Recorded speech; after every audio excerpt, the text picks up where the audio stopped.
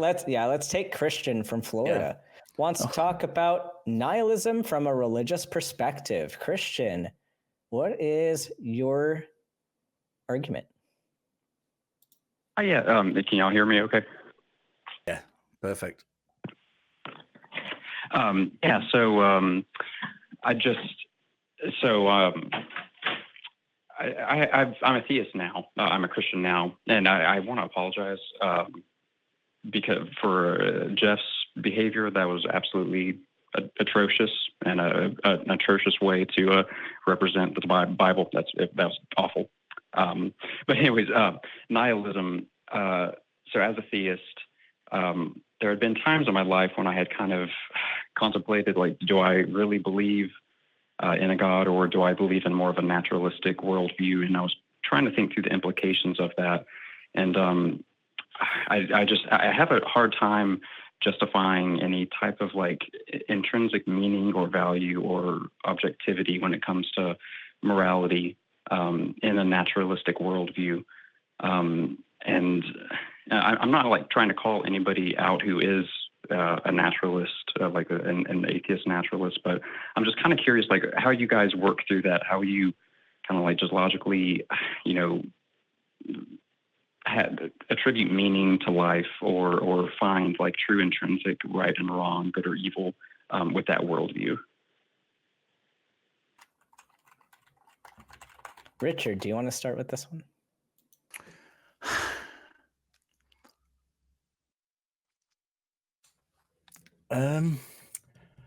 Repeat the question again, because there was quite a lot there. Try and simplify it for me, please. Yeah.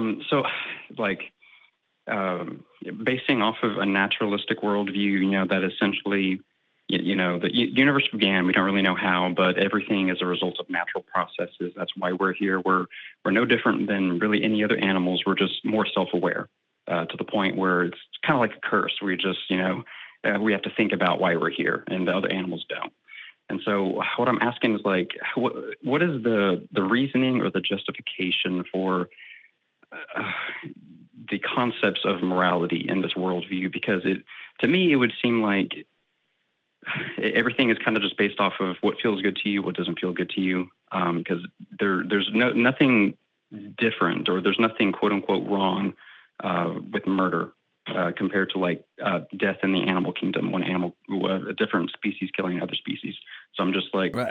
Okay, so like right and wrong. There's a couple of things there, Christian, that I think I might need to address. One is, and I'm not a biologist by any stretch of the imagination, and I will always say that this is my weakest field.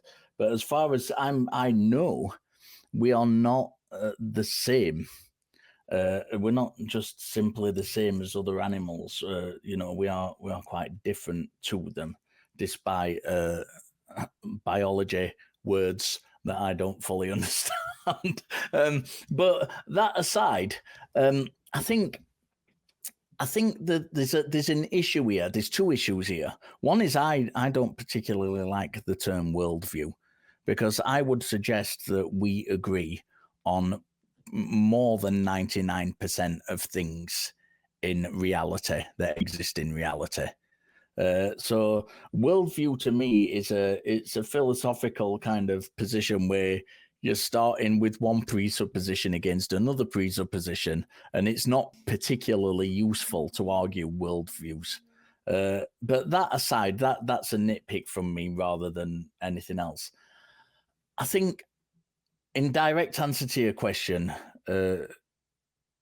we do have things which do affect morality.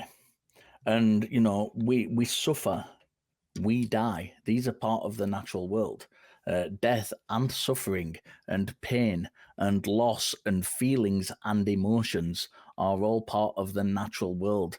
And they all go towards creating morality and the way we deal with things morally. It's not just a case that we're coming from a completely plain state, nothing happens, and we just create these morals on a whim. That, I agree, would be silly. If we lived in this utopia where no one suffered, no one died, and we just went around saying, right, on this whim, I'm going to choose to do this, or I'm going to choose that. And it is entirely down to me, and it's not going to affect any of society, and there will be no reprisals for it. I'm just going to do it. That would be silly. I absolutely agree that would be silly, but that's not how the world works. People die, people suffer, and these affect. We would say, I would say, I'm not going to say we because I don't speak for anybody else apart from myself. I would say that we have a subjective morality based on objective facts. And those objective facts are things like suffering, things like death. And then the way we assess the world, which is a whole different argument, that's a fantastic field of study in itself. But the way we assess this world is usually through emotion, and I think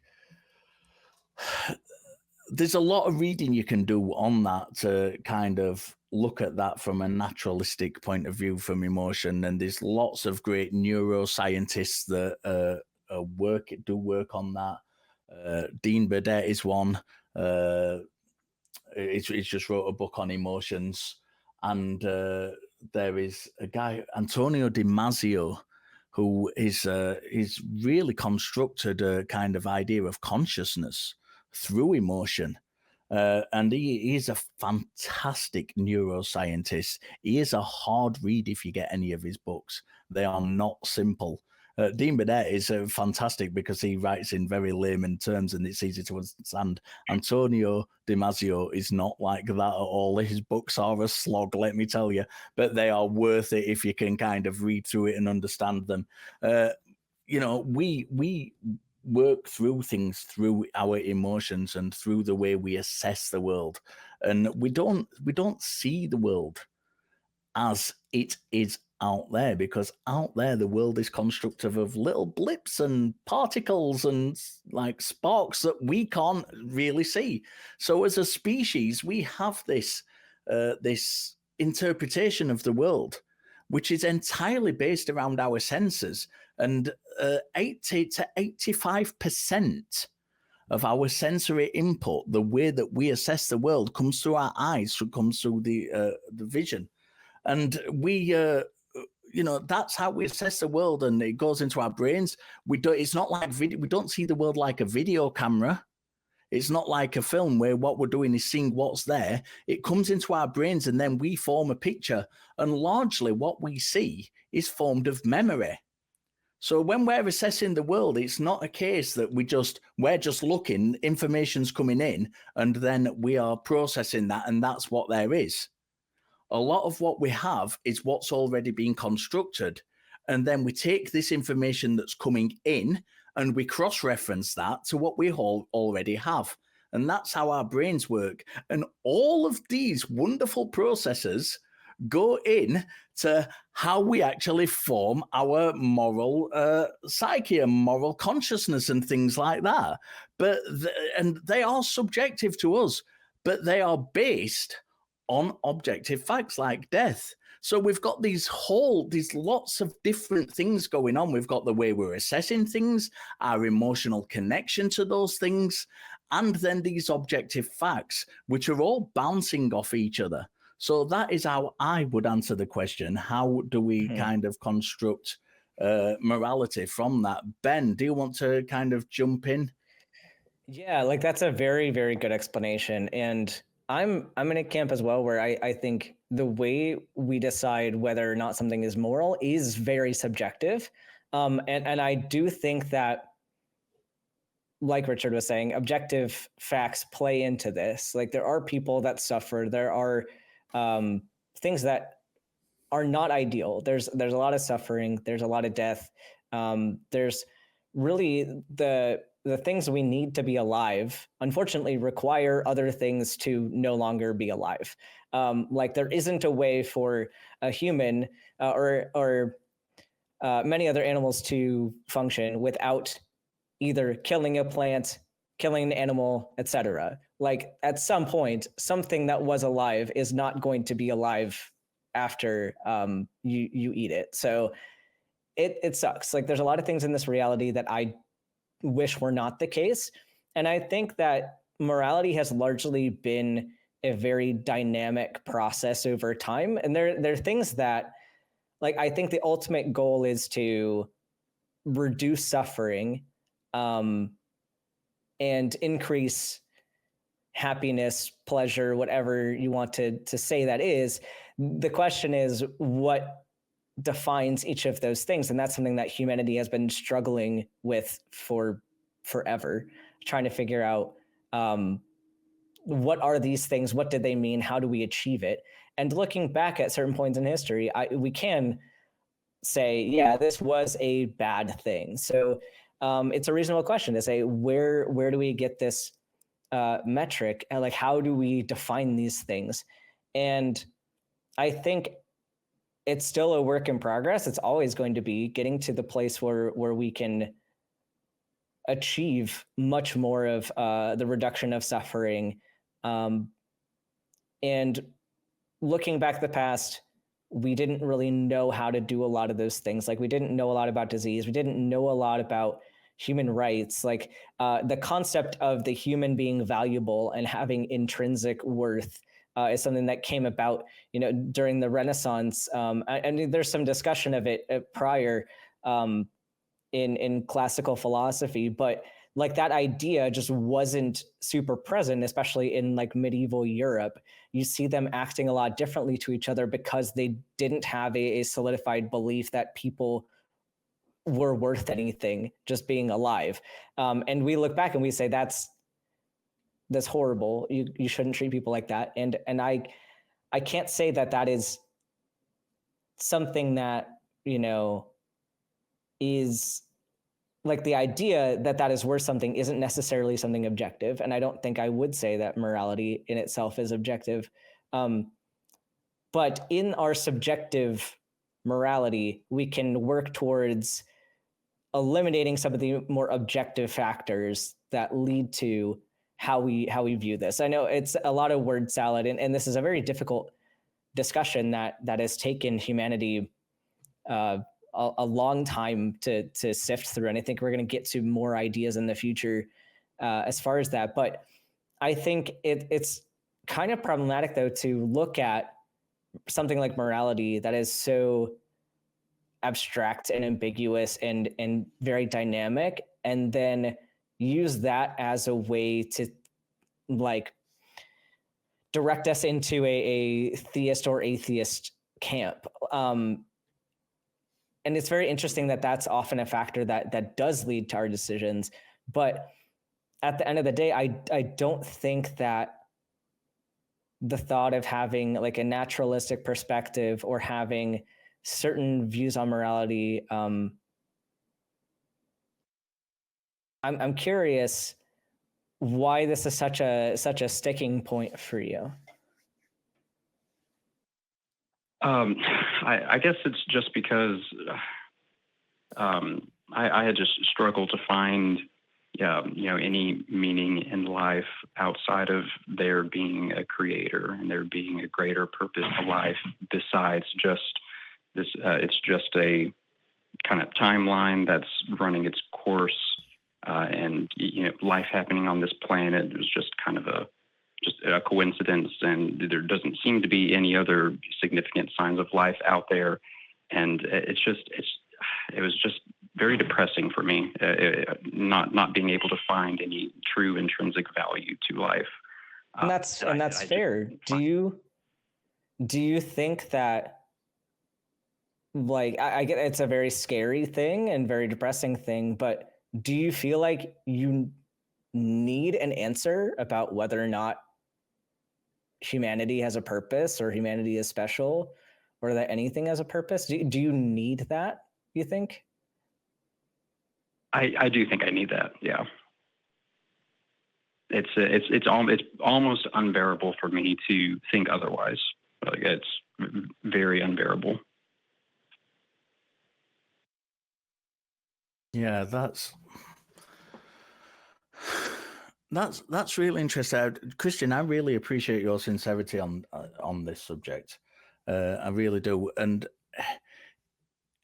it's difficult because, and it's weird as well, considering kind of the subject you've called about, because I'm a father, I've got children, and I find a great deal of meaning through love for life through my children, through my wife, through my friends, through my interests. And I think there's a great deal. God doesn't enter into it for me. And I have these huge swathes of meaning that come into my life. I've lost both my parents and all of my grandparents. And I have those objective facts instill my life with more meaning. That death is something that occurs to us, means that I want to value every moment of this life and love the people I love and spend a great deal of time and attention for the people I love. And I appreciate so much. I went up to Edinburgh and met a few friends this weekend.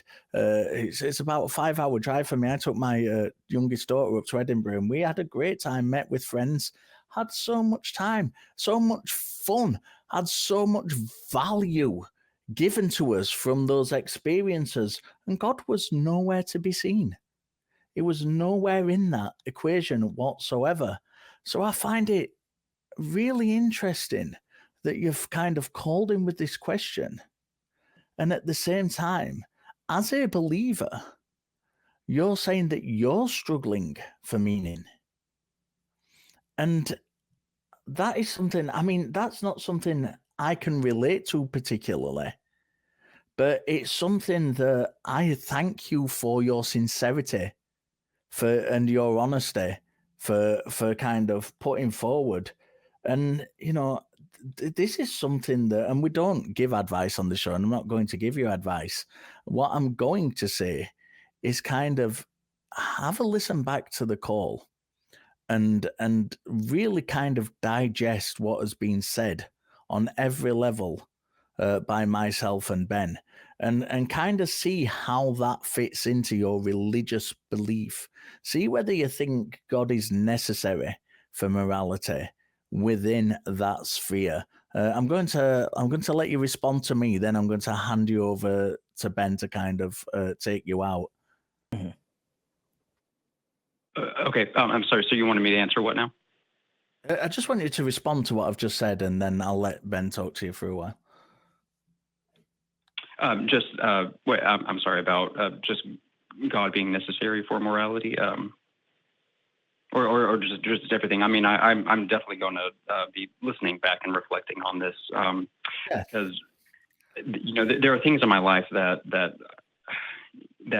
give my life more purpose than it did before. Having a family now and having children, I do have things those are things that I feel are worth continuing living for. Whether that's just based off of evolutionary instinct, I don't know. But in a place when I didn't have those things, and it was kind of just me and just my experiences, just not having that purpose was a struggle for me. But yeah, having experiences that bring true love and joy definitely help keep on going. And if I were to come into a place where I did not believe in a bigger picture, in a God anymore, I definitely still could keep going, but it's a nagging thought that I've always come back to, and I can distract myself all day long, but that thought persists in my mind always. Yeah, I'm gonna hand you over to Ben shortly. I just want to say, because you are going to listen to this back, so you will be able to kind of write this down when you've got more time. Please consider giving Recovering from Religion a call. They don't just deal with atheists and people who've come out of religion, but they do deal with people who are still religious, and they have helplines and counselors who can kind of help you through some of these struggles. So, that's just a name for when you listen to back, just to bear in mind and to look up for yourself. Dr. Ben is a medical professional. I'm going to let him take you out. I just want to say thank you very much for calling. I do appreciate your call. Yeah, and I just want to say, and I encourage you to call back again, especially call back at the near the beginning of a show, so we can give you a lot more time to go through this topic, because I think it's very important to discuss, and I think that it's on the minds of really everybody. I think everybody has struggled with this particular thing, especially people who've deconstructed or deconverted, and it is a very unpleasant thing to think about. And I think in my own process with my deconversion was coming to a point where I'm now seeing a lot of suffering and disasters, emergencies, a lot of death that should not be the way that they are. And I'm seeing a lot of that at the hands of other humans who are doing things to cause that to happen. And I think in my own deconversion, it's made me a lot more angry that those things are happening, because of the fact that I don't think there's anything after this for them. I think that their suffering wasn't necessary, and there are a lot of unhappy feelings, a lot of distressing feelings that I get about that. And it's kind of led me to fight harder for people and to make that kind of difference in my community and in my job. And it doesn't take away the things I'm thinking about. It doesn't take away the nagging feeling, or it doesn't take away the distress that people had suffered unnecessarily. That's all still there. And I just want to say that those feelings might not ever go away for you. But the goal is to manage them, but to manage them in a way that is realistic. And if religion is something that you believe in right now, and that's something you honestly believe in, that's one thing. And that's something to continue your journey with and investigate why you believe what you believe. But if religion is something that you're holding on to because it dampens the distress from these lingering questions, then I encourage you to not reach so hard for something to dampen those feelings, and maybe kind of explore those more. And that's my alarm. I apologize to everybody. My cat is in the other room, and I have to remember to not let her be stuck in there. But I think that there's a lot of feelings here that are they're valid. They're valid feelings. And I just don't want the goal to be to just get rid of the feelings at the expense of what is true.